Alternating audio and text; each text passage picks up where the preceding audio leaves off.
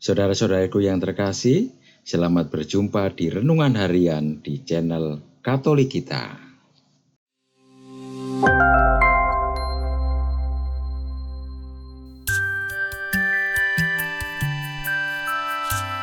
Hari ini, Senin, 11 September 2023, Pekan Biasa ke-23. Bacaan diambil dari Injil Lukas, bab 6, ayat 6 sampai dengan ayat 11. Pada suatu hari Sabat, Yesus masuk ke rumah ibadat lalu mengajar.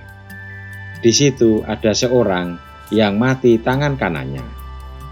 Ahli-ahli Taurat dan orang-orang Farisi mengamat-amati Yesus kalau ia menyembuhkan orang pada hari Sabat, agar mereka mendapat alasan untuk menyalahkan dia.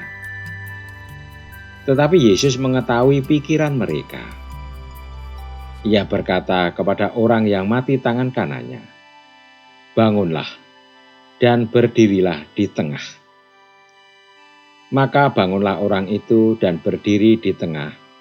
Lalu Yesus berkata kepada mereka, "Aku berkata kepada kalian, manakah yang diperbolehkan pada hari Sabat, berbuat baik atau berbuat jahat, menyelamatkan orang atau membinasakannya?" Sesudah itu, ia memandang keliling kepada mereka semua, lalu berkata kepada orang sakit itu, "Ulurkanlah tanganmu." Orang itu mengulurkan tangannya dan sembuhlah dia. Maka meluaplah amarah ahli-ahli Taurat dan orang Farisi. Lalu mereka berunding, apakah yang akan mereka lakukan terhadap Yesus. Demikianlah sabda Tuhan. Terpujilah Kristus. Saudara-saudariku yang terkasih, dalam bacaan pertama, Paulus bersukacita atas pelayanannya, termasuk ketika ia menderita. Penderitaannya adalah penderitaan Kristus. Penderitaan yang tak terhindarkan, yang menyertai misi setiap pengikut Kristus. Sementara dalam Injil hari ini, Yesus harus menghadapi luapan amarah orang-orang yang tidak senang kepadanya. Karena ia telah menunjukkan kebenaran kepada mereka, yaitu bagaimana menjalankan praktik keagamaan secara tepat. Misalnya, selalu berbuat baik meskipun itu pada hari Sabat. Sebagai orang Katolik yang hidup dalam keberagaman agama dan kepercayaan, apakah kita masih mampu melakukan kebaikan ketika karya kemanusiaan yang kita lakukan dituduh sebagai usaha kristenisasi?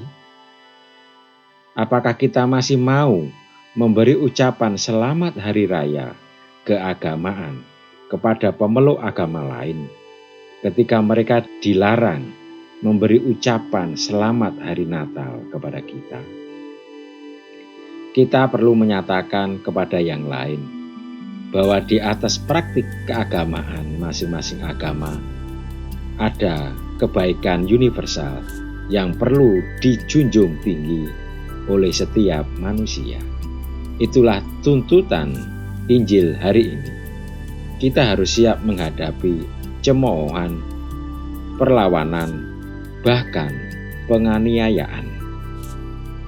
Semoga kita tetap bersukacita meskipun mengalami kesulitan dan penderitaan karena Yesus dan Injilnya.